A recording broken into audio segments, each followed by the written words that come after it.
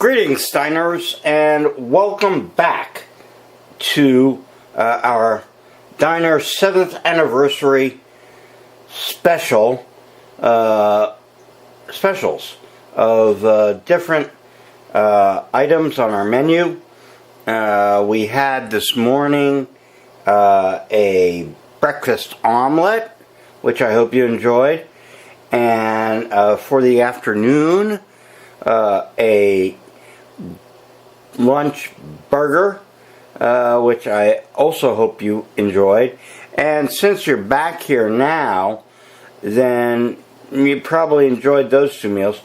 And it's time for dinner. Really the big meal of the day. The important one, right? The one we all look forward to when we're working. We get home, we get with our families, if we have them, and enjoy the consumption of food in industrial culture.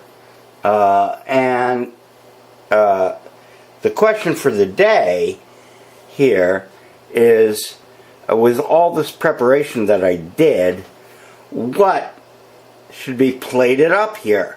What should go on this plate to be worthy of Diner 7th Anniversary celebration of collapse, dynamics, and observation?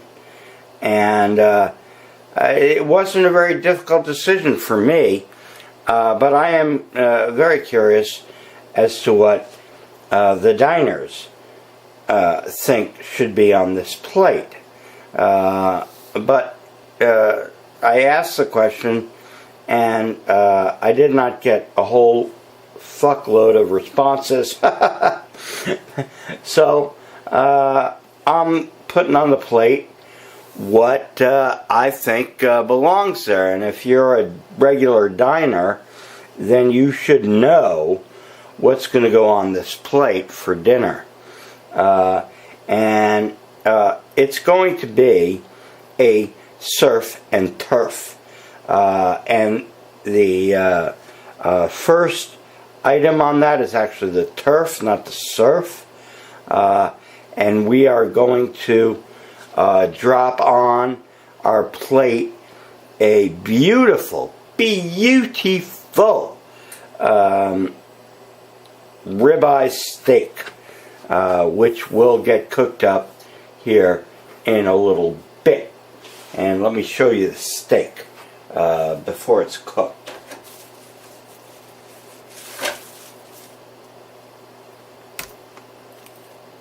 Now look at that. Look at that piece of meat. That is beautiful cow flesh. That has a wonderful marbling, and also has a good amount of meat. You know, sometimes ribeyes can be a little too fatty, and also it's not too huge, although it is nice and thick for cooking, because I don't want the ribeye to be well done inside the middle. I like it rare or close to raw, as I have mentioned before in the hamburger video. And I'm not grilling outside here because it's fucking cold.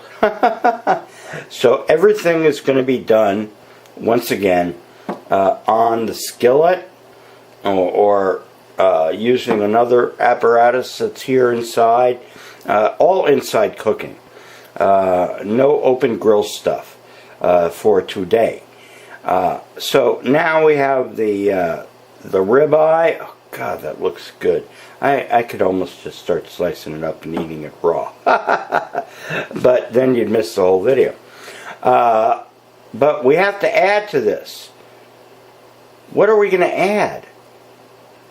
I mean, how can you match or beat or whatever a beautiful ribeye like this? Now, to be honest, it would be nice to have this piece of meat as part of a prime rib roast.